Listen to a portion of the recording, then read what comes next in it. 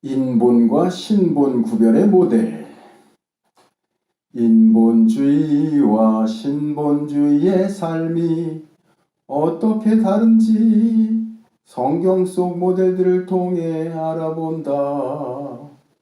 인본주의와 신본주의의 삶이 어떻게 다른지 성경 속 모델들을 통해 알아본다. 1. 부자와 나사로. 누가복음 16장 19절 이하에 나오는 부자와 나사로는 윤리적인 잣대로는 설명할 수 없는 내용이다. 부자가 윤리적인 죄를 범하거나 종교적인 죄를 범했다는 언급이 없다. 다만 자색 옷과 고운 베옷을 입고 날마다 호화로이 연락했다는 것뿐이다. 그러나 헌대를 앓는 거지 나사로는 배고픔을 쓸어안고 있으며 개들이 그 헌대를 핥아줄 정도로 처지가 개만도 못하다는 내용뿐이다. 그가 배고픈 중에도 예배에는 빠지지 않았다든지 구걸해서 다른 거지들에게 주다 보니 자신은 배부를 수 없었다는 등의 선행이나 좋은 점은 하나도 언급되지 않았다. 그런데 부자는 지옥에 가게 되고 거지 나사로는 아브라함의 품인 천국에 가게 되었다. 도대체 무엇이 두 사람의 사후를 엄청나게 큰 격차로 가르는 기준이 되었을까? 그것은 인본주의와 신본주의다.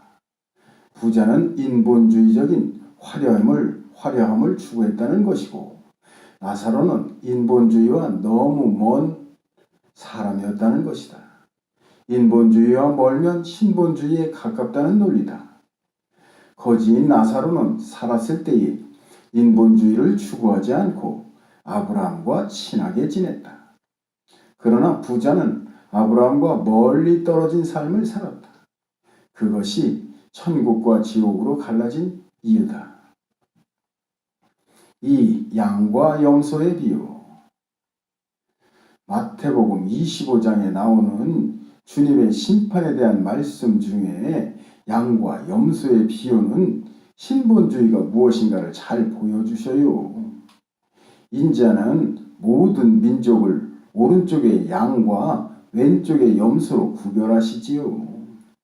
인자인 임금은 심판의 기준이 내가 줄일 때에, 목마를 때에, 나그네 되었을 때에, 벗었을 때에, 병들었을 때에, 옥에 갇혔을 때에 너희가 행한 것이라고 말씀하시지요. 여기서 주목할 것은 심판의 기준이 인간들끼리 서로 돕고 질서를 잘 지키고 선행을 행한 것이 아니라는 점이에요. 심판자를 어떻게 대우했느냐가 기준이지요. 이 점을 절대 놓쳐서는 안 돼요. 또 심판의 권세를 가진 임금이 줄이고 목마른 때가 있었다는 점이지요. 2000년 전 AD 1세기에 이스라엘이라는 특정 지역에 살았던 사람들은 혹시 예수라는 비참한 사람을 만나서 동정을 베푸는 행운이 있었기 때문에 천국의 상을 받았을 수 있었을지도 모르지요. 그러나 그 외에 어떤 사람이 줄이고 목마른 심판자를 만날 수 있다는 말인가요? 이렇게 볼 때 심판의 기준이 불공평해요. 그런데 재미있는 반응이 좌우에서 동일하게 제기돼요. 벌 받는 사람은 물론이거니와 상을 받는 사람들도 자신들이 상 받는 이유를 모른다는 것이지요. 이것이 어찌된 일인가요? 이전에 행한 일을 망각했다는 의미인가요? 그렇지 않아요. 이것은 인자의 심판 기준은 인본주의적인 관점으로는 전혀 납득할 수 없는 것이라는 점을 부각시켜 주시는 말씀이에요. 좌우 양측의 향의에 대한 보충 설명은 여기 내 형제 중에 지극히 작은 자 하나에게 한 것이 곧 인자에게 한 것이라고 선언하시지요. 내 형제 중에 하나가 누군가요? 제자 중에 하나인가요? 모세나 다윗 같은 먼저 죽은 자들인가요? 아니에요. 제자들은 물론이고 모세나 다윗도 양과 염소로 나누어질 심판의 대상일 뿐이에요. 형제 중에 하나는 주님과 동격이신 또 다른 객체, 즉 성령님을 일컫는 말씀이에요. 특히 이 지극히 작은 자 하나라는 말의 의미는 불쌍하고 가난한 사람들을 의미하는 것이 아니에요. 어떤 한 대상인데 지극히 작다는 것에 주목해야 되지요. 하나는 복수가 아니라는 점이고 지극히 작은 자라는 것은 크고 강한 것을 중시하는 인본주의와 반대되는 개념을 표시하는 것이에요. 다시 말해서 너무 작아 보이지도 않는 한 대상, 즉 내 심령에 찾아와 문을 두드리시는 주님, 내 심령 속에 거주하시되 감지되지 않는 보혜사 성령님을 의미하는 거예요.